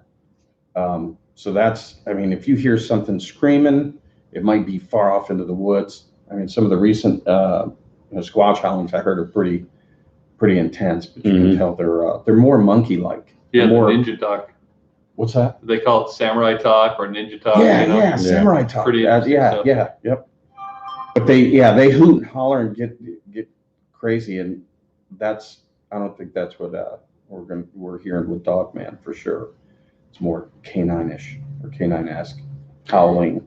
Thanks, Keith. Yes, this is what you're not going to hear that hoot okay. That we heard. Keith sent it to me. That's you can't really see it that well, but it's on our page. It's on our website too, right? Yeah, it's on our website. Where'd it go? But that's what you can see, the eyes missing, the lips up. But this is what he saw. And you can see the bite mark over on this side right here. But it's on, I don't know if it's on our website, or I know it's on our Facebook page, but it's a really interesting picture of this battle-worn Dogman that this guy's seen, and he knew it was looking at him or looking towards it because he noticed it was sniffing in his direction, but he ended up crawling out of the area there, so he doesn't know if this thing got the deer or not. He was just terrified and he wanted to get the hell out of there.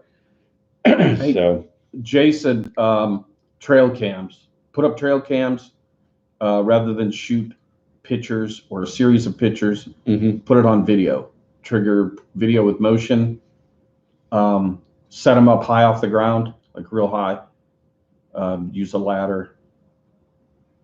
I would put them in the neighbor's yard where you heard that coming from, or into the woods if you could. Yeah. Any trails or anything like that, but put them up real high. That way, whatever it is, it's not because the thing it was like trail cams, bears attack them because it's petroleum and they smell it, and they'll attack it and eat it. Oh, which also, I have some of those actually with me. They're discs. You can get them at Cabela's. They're discs. And if you smell it, smells like, it's hyper powerful. Smells like dirt, and you just put their tags that you just put on your body when you're in the woods. But yeah, attach one of those to the trail cam for sure. Yeah, and it'll take the smell away. There are tons. Let's see. Getting so many messages from people.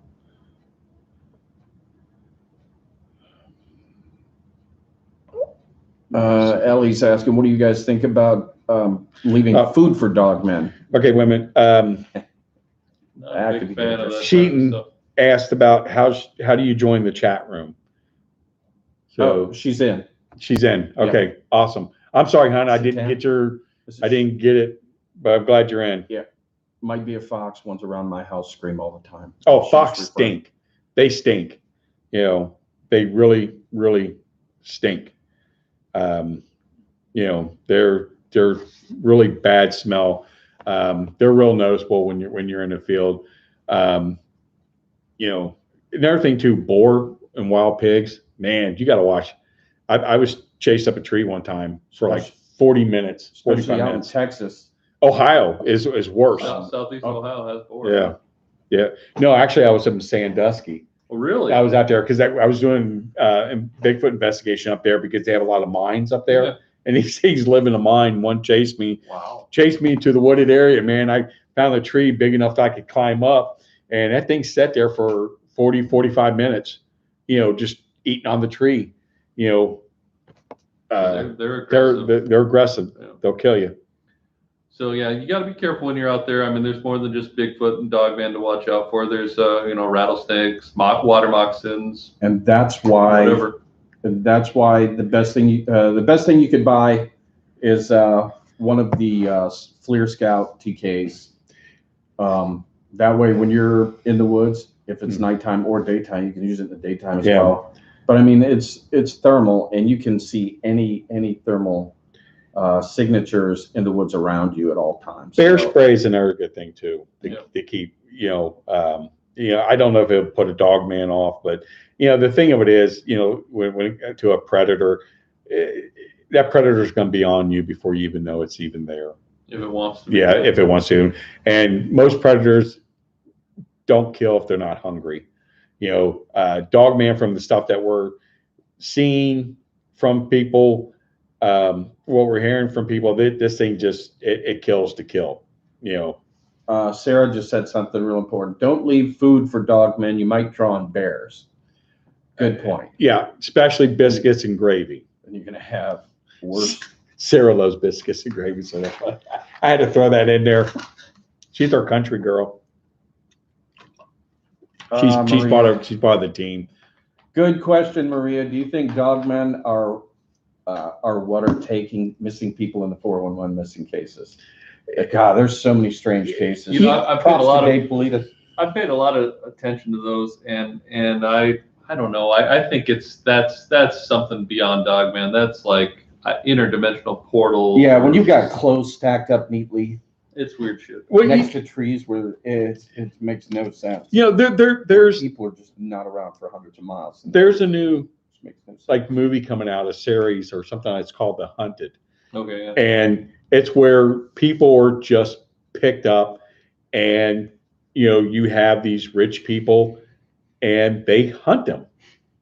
Oh, yeah. I know. Yeah, I've heard stories like that. And they hunt them. Wasn't there a movie with Ice-T? Yeah, like that. Well, what wasn't like The Island of Dr. Zhivago? It's like a classic book. Wasn't that kind of along those things? Something. So when people come up missing, you just don't know. You don't know if they're being abducted. You don't know if they're being eaten. It could be anything. It could be anything. And the thing about 411, if you read his books, and if you really think about it, he'll never ever say he believes that there's a connection to UFOs or things like that. He just kind of correlates. He puts the data out there. The data out there. Where people are missing and where they had UFO sightings, Bigfoot sightings, or whatever, it's kind of like this. If, Dogman goes and kills someone, how can the government cover up a Dogman killing? Very easy, by saying it was a bear. The wounds are going to be similar, to that effect. So, that's how they probably do it. What I'm in the process of working on, and it's really hard getting the information when we're already on the shit list for the U.S. Forestry Service and state DNRs, trying to get data on bear attacks, and trying to make friends with some students at a university studying forestry. Then they can they can help. I didn't think kind of whitewash for us and see about coinciding it with Dogman sightings and Dogman attacks, and see if possibly that Dogman attacks are actually, are not bear attacks, but they are Dogman attacks. So I'm in the process of working on that. So what else? George, Planet 9, I agree. We need more researchers sending in more content. Yeah. In the field investigations, like Ian, I'd love to see you out in the field doing your thing, especially if you come across something that you think might be evidence, videotape it, run your show, and we'll post it. Yeah.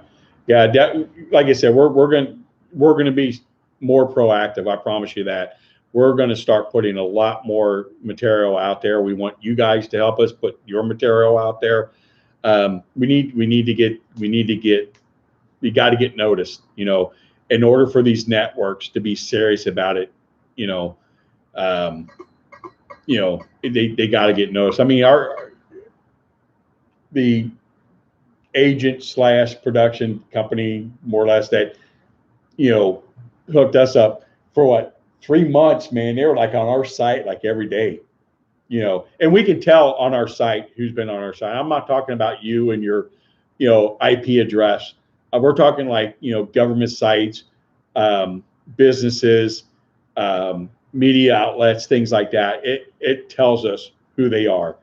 And like I said, that one particular media outlet was, you know, constantly, you know, watching us. So, and that what happened was most of these networks have little trolls that come and they dig for information and try to slowly work you into the system or convince you that it's worth to be on their network or whatever. But the person we were approached to was not a part of any of those normal known networks that we've been hit by before. So it was really interesting. And the way they found us was I posted a comment on one of their, they have a very, very popular magazine and newspaper. And I posted a comment on what somebody thought was a Dogman.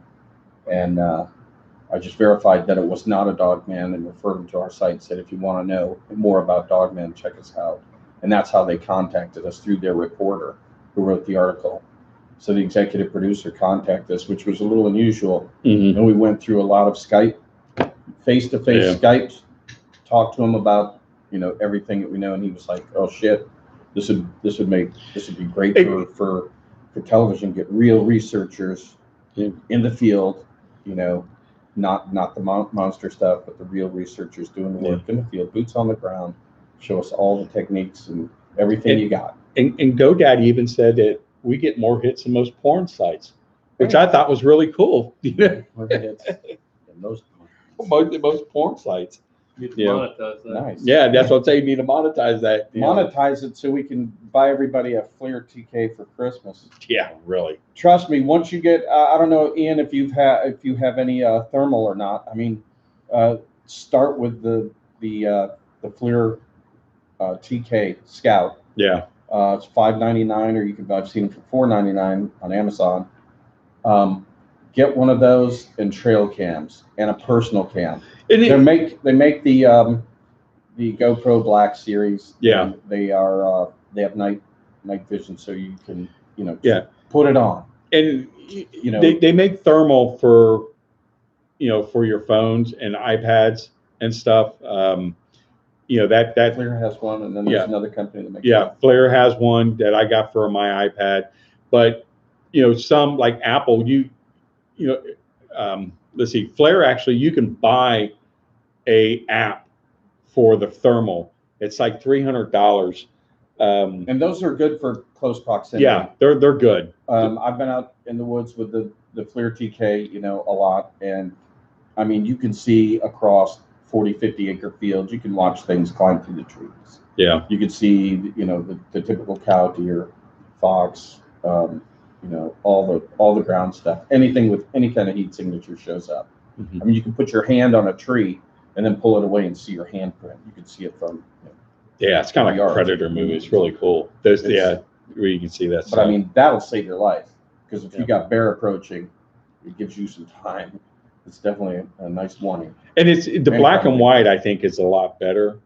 The white on black. White hot. Yeah, the white hot. I think. It's so much better than the color. Everything is black, and you can see, just after like sunset or whatever, anything that's been heated up by the sun, you can see kind of all the nice outlines of everything. But then if like a squirrel or something runs through, or a deer, it's perfect. You know what it is when it's coming through. You go, oh, there's a deer, there's a cow, there's a dog, or, you know, a rabbit or whatever. You can tell. So if you see something ginormous climbing through the trees of the hills, you'll know that that's something to record. Yeah. Also, the FLIR the FLIR Scout TK records up to 5 hours. Any of the more expensive FLIRs that you get, the handhelds, they don't. You have to have an external pack with, and then buy a battery pack. Nope. You want to stay light. Yeah, you want to move. Yeah, reasons. and if you're hiking, get you some type of vest, where you can sit there and put a lot of pouches on, like a Molly vest, where you can put different pouches on, water on the back, and that way you're able to get out and move in the field. And strap those cameras on. Yeah. Don't block the audio, because if something's growling, you want that. You want that audio. You got to have the audio. Any kind of visual you can get. I know it's like we said. The element of danger is huge. Yeah. So especially if you're in a remote area, Pacific Northwest, grizzly bears. Yeah. Mm-hmm. Well, speaking of David Paulides, he always tells the people listening to him, hey, if you're out in the woods, these are the things you should do. Wear legal, carry a firearm, but more importantly, what he talks about is the personal beacon, locator. You can find those on Amazon for like $200-$300, and it actually sends a signal out to a NOAA, National Oceanic Association acronym, satellite that then alerts, like sheriff's departments and Forest Service and all these emergency, people that, hey, there's someone in this area that is lost, or in trouble or whatever. So, these are things to think about when you're going out in the woods, particularly if you're alone or in remote areas. And this is one thing one of the videos I'm going to be putting out is when you're going out to the woods. Okay. It doesn't matter if you're going out for a day or 2 days or 3 days. You got to be prepared, because shit happens. Okay. Always make sure you got enough water for 2 days, 3 days, some food, 2 days, 3 days, survival stuff. And I'm going to bring I'm going to show the stuff I carry in the field, the survival stuff. I have a pouch that has 4 little tins in it. I have stuff to make a fire with. I have, what did Mitch call it? Oh, yeah, he's got a word for it. Yeah, I can't remember. I have sinew in there. I have arrowheads that I have in there. So if I have to make something, to defend myself, I have the sinew for the bow, to make a bow with. I got the arrowheads to make an arrow with. I've got duct tape to make, the feathers with, if I can't find feathers, stuff to make a fire, a compass, just all kinds of neat little stuff to keep yourself safe. And I'll show all that stuff. And that helps, especially for those of you in Texas and Washington State, folks that are in really remote areas, that Northern California region. Yep. For us in Ohio, there's not too many. Most places really you walk a mile, you'll find a farm, you'll find a highway. Yeah. The most remote place I've been so far is Zaleski Forest. Yeah, Ellie, go ahead and send it to us, please. Thanks, Ellie. Yeah, please. And this is stuff, you got to be prepared. Safety before research. That's the thing you all have to remember. Safety before research. Always let someone know where you're going to be. Cheers, Isaac. It's 4 a.m. Yeah. What a trooper. Yeah. Holy shit. Yeah. You have a good night, brother. Bring, if you think you need 2 liters of water, bring 4. Bring twice as much as you think you need. And the thing of it is, like those little Capri Suns pack, that you drink as a kid, they got water-based ones you can use. You can throw like a whole pack of them in a large plastic bag, so you'll have some type of water, when you're out there. Just always be prepared, and like I said, that's one of the videos we're going to do. And I'm going to talk about a lot of that stuff, and I'm going to show a lot of that stuff, what you need to have in your pack, when you go out to the field. Because like I said, shit happens. Really good question here. Meets 15. If a Dogman body is ever produced, what effect will it have to the gaming industry and stores like Cabela's and tourism, all the parks, and just keep people out of the woods? If one's ever found, you'll never know about it. I mean, unless, like I said, unless someone grabs it and viral before and it could go viral. That You know, and the thing of it it is, could, and I think it could beat the Storm Area 51 gig. yeah. And Obviously, the thing of it is, don't mess with medical doctors. Get friends with the veterinarian. That is who you want to take the body to, or or have them look at the body as a veterinarian. A medical doctor, all he's going to do is determine that it's not human. That's it. A veterinarian will be able to determine what type of species it is, if it's deformed or whatever. He's your best, or she is the best person to have as a friend, when it comes to dealing with the Dogman or finding a body of a Dogman. That's why he said, take hair samples from all over the body, take blood samples if it's not congealed yet, take a tube, swab it, photograph the eyes.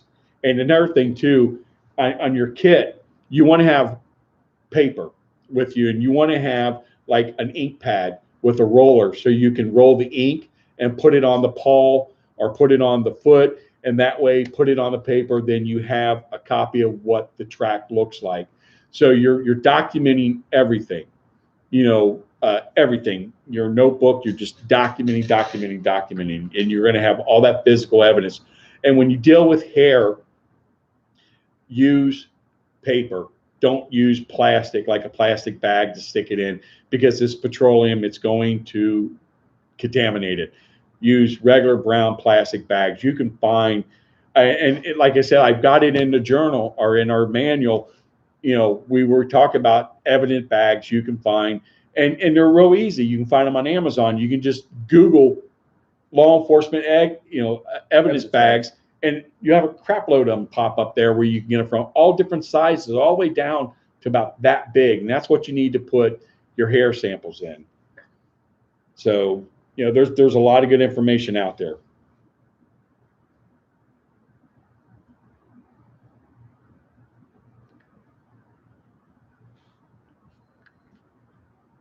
awesome. Thank you. Wait, go back. Sorry.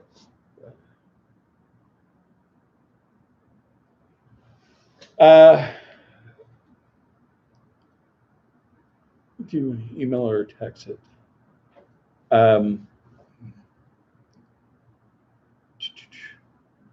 Ellie, email it. You can email it to my email address, OC. Go ahead and put it in there. OC4BFS@hotmail.com. He still has a Hotmail account. Yeah, Right? I'm old school. So yeah, go ahead and email it there. Email it to me, if you could, please. We're just about 2 hours again. Yeah. But it's such a fascinating subject. Yeah. And this is awesome to see all these people jump in. I'm glad you all showed up. Love you guys. Friends. Yeah. Just really cool. It's great to see is young people out here. Ellie is in high school.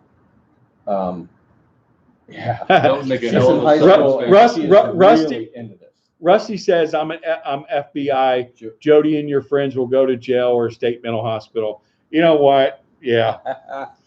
All right, Rusty. Encounters from the UK, and we do have. I can't even ballpark how many folks we have in the UK right now. Yeah. That have their eyes peeled, and also in the UK there is basically a Skinwalker Ranch type situation going on. On the east side, there's a forest. But on the east side, in the UK, I think they head. don't call it Dogman, they call it werewolves. Yeah. Yeah, they call it werewolves here. Europe, yeah. Yeah, most of Europe. I think you could find one probably at the Slaughtered Lamb. Yeah, that's it. I want to go there. Yes. And that's kind of interesting too about the network. They did say they want to do overseas shows about Dogman in a different part of the world, but I guess they can shoot a plane down over the ocean. We'll go by boat. Yeah, we'll go by boat. Yeah.